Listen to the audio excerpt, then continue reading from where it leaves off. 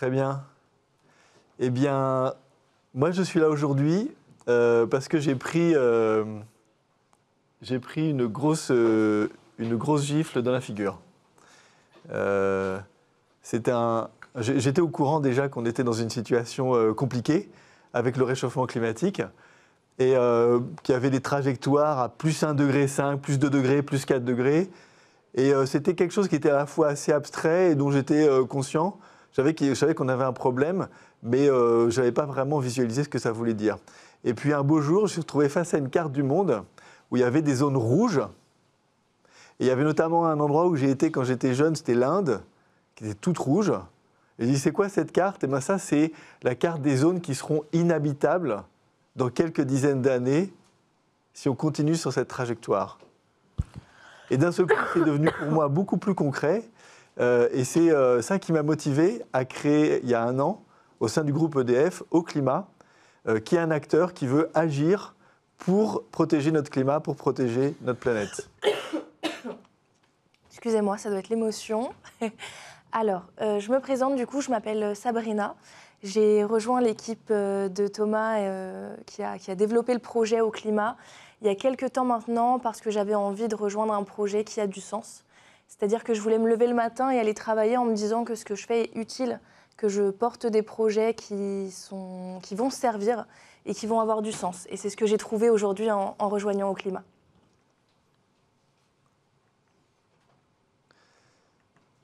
Donc, ce dont on veut vous parler aujourd'hui, c'est de notre action pour le climat, qui est autour de la contribution carbone.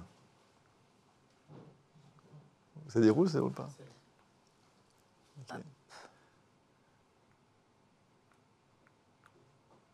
Ah, c'est bon. Voilà, ce dont on veut vous parler dans cet atelier, c'est de quoi on parle quand on parle de neutralité carbone. Qu'est-ce que la contribution carbone? À quoi elle sert? Et aussi, quelles sont ses limites? Et puis, comment être le plus efficace possible en matière de contribution carbone? Et avant ça, on a un premier message important à rappeler. Tout à fait. La première chose qu'on voudrait vous expliquer, c'est que la priorité pour les entreprises aujourd'hui est à la réduction des émissions. Qu'est-ce que la réduction des émissions? Comment ça fonctionne? Donc, réduire ses émissions, c'est réduire ses émissions de gaz à effet de serre. En France, il y a un cadre qui a été mis en place pour définir ça, c'est la stratégie nationale bas carbone, et avec un objectif d'atteindre ce qu'on appelle la neutralité carbone. La neutralité carbone, c'est quelque chose qui s'atteint au niveau d'une entreprise, au niveau planétaire et au niveau d'un pays, mais pas juste au niveau d'une entreprise. Donc on parle bien de contribuer à la neutralité carbone en maîtrisant sa trajectoire d'émission. Il y a un bug avec ce truc-là, je n'arrive pas à faire passer les slides. Voilà, parfait. OK, maintenant ça passe trop vite. Donc l'objectif, c'est bien d'avoir, au niveau d'un territoire, au niveau planétaire, un équilibre entre ce qui est émis comme émission et ce qui est séquestré naturellement. Et effectivement, le premier job des entreprises, c'est déjà de réduire les émissions de gaz à effet de serre. Et pour ça, le groupe EDF, auquel on appartient, a énormément d'actions, puisque notre raison d'être, la raison d'être du groupe, c'est de construire un avenir énergétique neutre en CO2. Et la priorité, c'est de le faire en aidant les entreprises à travers de l'efficacité énergétique, de l'énergie verte, de la mobilité électrique. Et on a également une autre filiale qui a été créée pour faire tout ce qui est bilan carbone et stratégie de décarbonation des entreprises. Donc c'est bien dans ce cadre-là que s'inscrit la création d'Au Climat et son action, qui est sur un sujet complémentaire, à savoir la contribution carbone. Exactement. Donc je rebondis sur ce que disait Thomas. Donc pour aller plus loin, après du coup avoir entamé, de manière simultanée, en ayant entamé la réduction, on doit penser à la contribution carbone. C'est un terme que vous avez sûrement déjà entendu. Aujourd'hui, on est là pour vous l'expliquer concrètement. Donc la contribution, ça consiste à contribuer à des projets qui ne sont pas nécessairement dans le cadre de l'entreprise, mais qui sont indispensables si on veut préserver notre climat. On a par exemple des forêts qui sont en train de mourir en France, des dizaines de milliers d'hectares qui meurent chaque année. Pourquoi? Parce que les arbres, ils transpirent à cause des grosses vagues de chaleur. Et comme ils transpirent, ils n'arrivent plus à se défendre contre des insectes. Et donc en quelques semaines, vous avez des plantations qui tombent par terre. Et si elles ne sont pas remises en état, eh bien, le travail que font ces arbres de séquestration du carbone ne pourra plus se faire. Donc il n'y a pas de rationalité économique à financer ces projets, parce qu'ils ne sont pas rentables. Donc la seule façon de le financer, c'est la contribution volontaire d'une entreprise qui va agir ainsi pour aider à préserver le climat. Et ce qu'on veut faire, ça n'est pas la compensation carbone.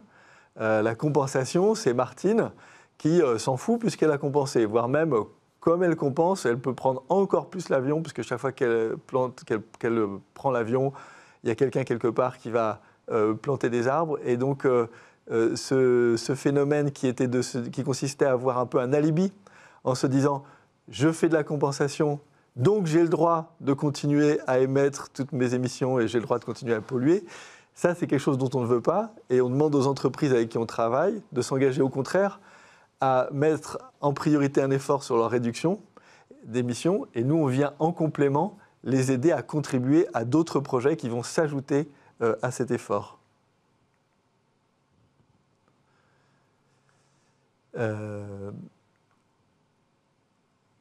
Parce qu'il y a effectivement des actions qu'on peut mettre en place dès aujourd'hui qui sont économiquement tout à fait abordables et qui sont indispensables pour aider notre planète à préserver le climat.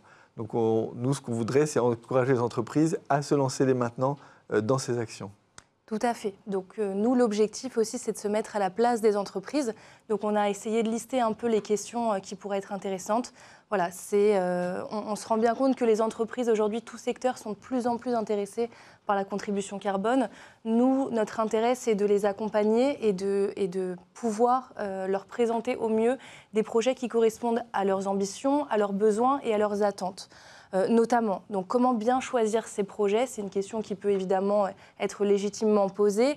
Est-ce qu'on s'implante au local, notamment en France, à côté de ces sites de distribution, ou à l'international, quand on a une présence à l'international ou qu'on est concerné par les enjeux d'un pays? Voilà. On a aussi la question des co-bénéfices. Est-ce qu'on peut s'inscrire dans une logique vraiment co-bénéfice sur la biodiversité, sur les sociétés, sur l'humain? Nous, aujourd'hui, on offre une prestation où on accompagne les clients et donc les entreprises sur toutes ces questions-là. Donc l'objectif, c'est de fournir des prestations et donc des projets labellisés, évidemment, comme on se le disait, qui correspondent aux besoins et aux attentes. Voilà, donc on développe des projets de contribution carbone en France et on propose également des projets internationaux. Ce qui est important, c'est que ces projets, ce n'est pas juste nous qui disons que ce sont des bons projets, mais qu'on s'appuie sur des standards qui font un travail de définition des méthodologies et de validation des projets. En France, par exemple, tous les projets qu'on propose ont été validés par les services de l'État qui ont vérifié que ces projets-là correspondent bien à une situation de projet, entre guillemets, orphelin, c'est-à-dire un projet qui va avoir un impact bénéfique pour le climat et qui n'a pas de rentabilité économique, et donc qui ne peut pas voir le jour sans le soutien volontaire d'une entreprise. Le travail que fait ces standards, c'est de vérifier que tous ces projets ils sont bien additionnels, c'est-à-dire qu'ils ne peuvent exister que parce qu'il y a une contribution des entreprises pour le financer. Ils sont permanents, ils ont un impact qui est vérifié. Et ce qui est intéressant aussi dans ces standards, c'est que tout est transparent. Les informations sur les projets sont transparentes, sont connues et sont publiques. Les informations sur les méthodologies le sont également. L'élaboration des méthodologies donne lieu à des processus contradictoires de consultation. Et donc vous avez un reporting très détaillé qui est fourni sur l'ensemble de ces projets. Et c'est une garantie importante parce qu'il ne suffit pas de planter un arbre pour que ça ait un effet additionnel sur le climat. Si moi j'ai une parcelle de chênes, qui ont 150 ou 200 ans, je vais les couper pour faire du parquet ou des tonneaux de vin de Bordeaux. Et après, qu'est-ce que je vais faire sur ma parcelle? Je vais replanter des chênes parce que c'est l'activité normale de la parcelle. Et si on vient me donner de l'argent en me disant c'est formidable ce que vous faites, les arbres vont séquestrer du carbone, oui, les arbres vont séquestrer du carbone, mais me donner de l'argent, ce n'est pas une contribution, c'est juste un effet d'aubaine parce que je l'aurais fait de toute façon. Avec la différence de la parcelle d'épicéa qui a été ravagée par des insectes, où là, il n'y a pas de rentabilité, les arbres ont perdu, le bois a perdu 90% de sa valeur, donc le propriétaire n'a pas de quoi refinancer, et arriver là avec un financement pour replanter cette forêt, en plus en le faisant avec des objectifs de biodiversité et d'insertion dans l'écosystème, là on a quelque chose qui est vraiment additionnel. Et donc, notamment, on a choisi un exemple qu'on a voulu vous partager sur un projet forestier développé par Oclima, reconnu par le label Bas Carbone. Donc là, en l'occurrence, c'était un reboisement suite à dégâts, donc crise sanitaire et dépérissement. Donc on est typiquement sur l'exemple que donnait Thomas. Et comme vous pouvez le voir, on a des co-bénéfices, donc préservation de l'environnement, développement local, protection des sols, équilibre forêt-gibier. Donc voilà le type de co-bénéfice qui peut être ajouté au projet développé chez Oclima. Donc ça, c'est l'exemple d'un projet en France. En France, on a d'autres projets qui sont basés, par exemple, sur l'agriculture. Vous savez que l'agriculture, c'est 20% des émissions de gaz à effet de serre en France. On a vu la crise agricole, économique, il y a quelques semaines. On sait la situation d'inflation dans laquelle on est. Donc, financer la transition bas carbone de l'agriculture, c'est quelque chose de compliqué. Et ce n'est pas juste les agriculteurs qui vont pouvoir le faire eux-mêmes. Donc là aussi, on a besoin du soutien d'entreprises engagées. Et concrètement, ce qui est fait, il y a tout un cahier des charges qui a été défini et validé par l'État et qui nous permet d'aider les agriculteurs à choisir des leviers qui vont être pertinents pour soit réduire leurs émissions de gaz à effet de serre, par exemple en utilisant mieux certains engrais, en rationalisant encore davantage l'usage des engins à moteur thermique, mais aussi en stockant davantage de carbone dans les sols. Vous avez peut-être vu au moment de la COP 21 en 2015, l'INRAE a sorti un rapport qui s'est appelé 4 pour 1000, c'est-à-dire 0,4%. Parce qu'en fait, ce qu'ils ont rappelé, c'est que le sol, et surtout les sols forestiers ou agricoles, sont un fantastique puits de carbone. On sait que les océans sont un puits de carbone, les arbres aussi, mais dans le sol, vous avez plein de bactéries, de micro-organismes, de champignons qui vivent, qui respirent et qui du coup absorbent du carbone. Et ils rejettent aussi du carbone avec leur respiration, mais cet équilibre se fait avec un niveau d'équilibre différent en fonction de la couverture du sol. Si vous avez un sol de prairie, vous allez avoir une quantité de carbone très importante qui sera stockée, alors que si vous avez une terre qui est nue, la quantité de carbone sera très faible. Et donc parmi les leviers, il y a par exemple le fait d'inciter les agriculteurs à avoir des couverts intermédiaires entre deux saisons de céréales ou de développer des plantes légumineuses qui vont stocker davantage de carbone dans les sols. Parce que le sens de ce rapport 0,4 pour 1000, c'est de dire que si chaque année, on augmentait de 0,4% la quantité de carbone contenue dans les sols au niveau mondial, on avait réglé le problème du changement climatique. Donc il y a un potentiel très important à mobiliser. Donc on engage les agriculteurs dans cette transition. Les agriculteurs s'engagent sur des objectifs, sur des leviers à mettre en place. C'est validé par les services de l'État, c'est audité pour vérifier cet impact. Et ça ne peut voir le jour que grâce au soutien financier des entreprises. Donc ça, c'est pour des projets qu'on fait en France. À l'international, on a une grande diversité de projets auxquels on participe au développement ou qu'on peut sélectionner. Et ce sont des projets qui vont avoir un impact pertinent non seulement sur le climat, mais aussi sur d'autres objectifs de développement durable de l'ONU qui sont rappelés ici. Par exemple, des projets auxquels je suis très sensible, c'est dans certains pays d'Afrique. On a par exemple le cas de la Zambie, où vous avez 80% de la population qui fait la cuisine au feu de bois. Et concrètement, c'est 3 pierres posées au sol avec la marmite par-dessus et le feu en dessous. Et donc ça veut dire quoi ? Ça veut dire qu'il y a de la déforestation. Ça veut dire qu'il y a beaucoup de temps passé par les femmes et les enfants qui concrètement sont de corvées de bois. Et ça a aussi un impact sanitaire parce que toute cette fumée, elle va dans l'air de l'habitation. Et on estime qu'il y a 2000 personnes qui meurent chaque jour à cause de la mauvaise qualité de l'air dans les logements en Afrique subsaharienne. 2000 personnes chaque jour. Et si vous équipez ce foyer avec un fourneau de cuisson qui coûte quelques dizaines d'euros, vous divisez par 4 le besoin en combustible.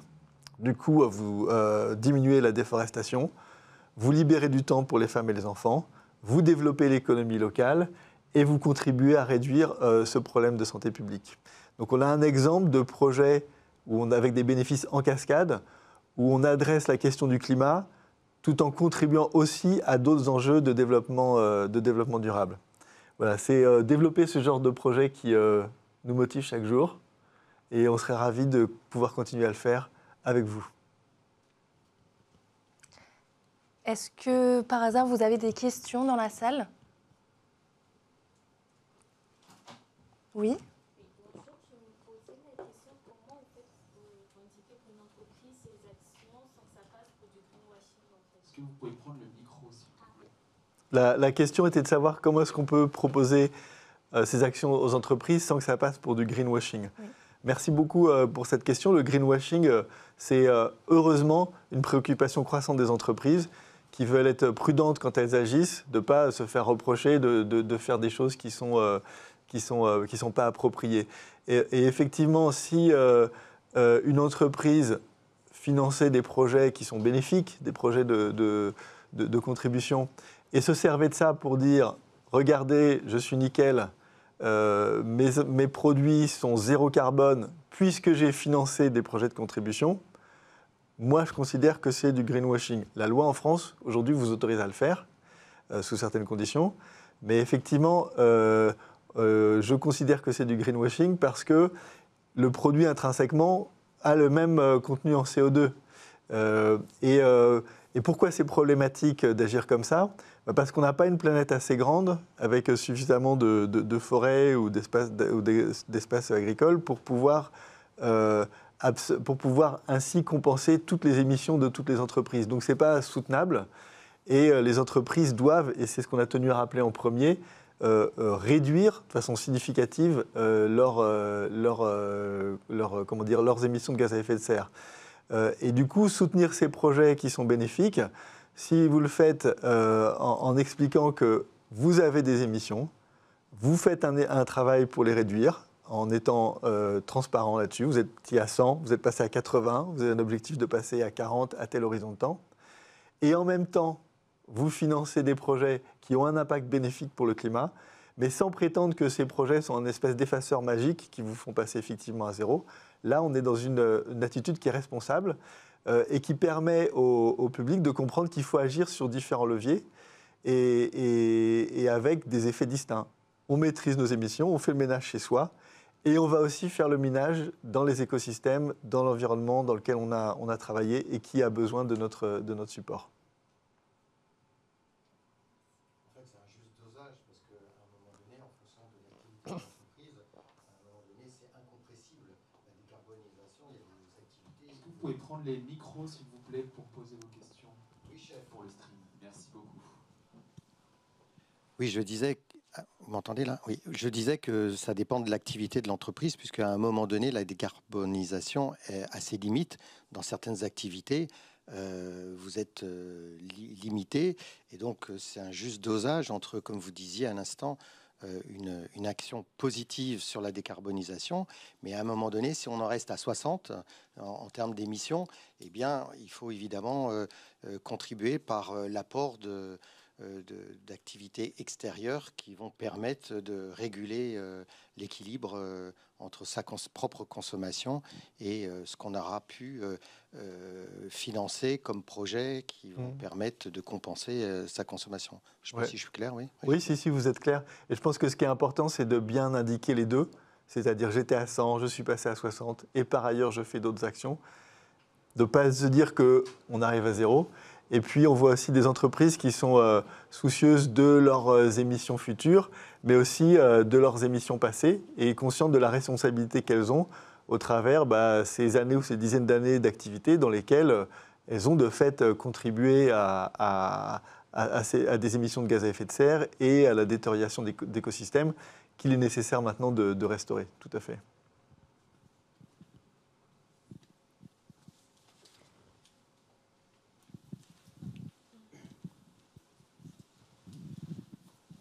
Bonjour, j'aurais voulu savoir quels sont vos clients potentiels et vos fournisseurs potentiels aujourd'hui. Vous êtes une jeune pousse, donc ça m'intéresserait de savoir s'il y a un enthousiasme aujourd'hui sur ce sujet-là. Alors, nos fournisseurs, on travaille avec le monde agricole et le monde forestier. On a la chance, étant du groupe EDF, d'avoir une grande proximité avec ces environnements. Aujourd'hui, chez EDF, il y a une filiale qui s'appelle Dalkia qui fournit plein de services de chaleur à des hôpitaux, des quartiers, des usines. Et plus du tiers de leur énergie provient du bois. Il y a un grand passage du charbon au gaz et du gaz au bois. Donc on a des liens très proches avec la filière forestière, avec la filière agricole également, puisqu'il y a de plus en plus du développement de ce qu'on appelle agrivoltaïsme ou photovoltaïsme, enfin agrivoltaïsme, c'est-à-dire de l'insertion de panneaux solaires sur les hangars agricoles, voire dans certains cas dans les champs. Donc ça, c'est pour nos fournisseurs principaux.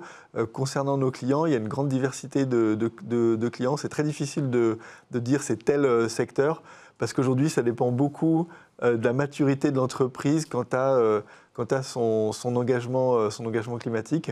Et ça tient à pas mal de choses qui sont la culture de l'entreprise, les choix des leaders. Et donc, c'est difficile de dire c'est tel secteur ou c'est tel type de taille d'entreprise.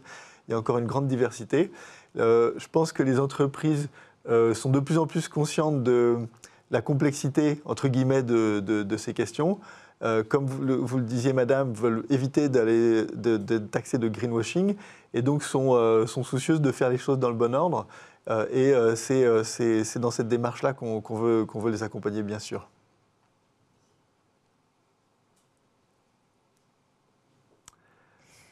Merci beaucoup. Merci d'avoir pris le temps de nous écouter. On sera présent à côté si vous avez des questions. On a aussi un site internet auclimat.fr. Vous avez une newsletter, surtout n'hésitez pas à vous abonner, comme ça vous allez pouvoir suivre nos évolutions, nos projets et nos avancées. Merci, bonne fin de journée. Merci.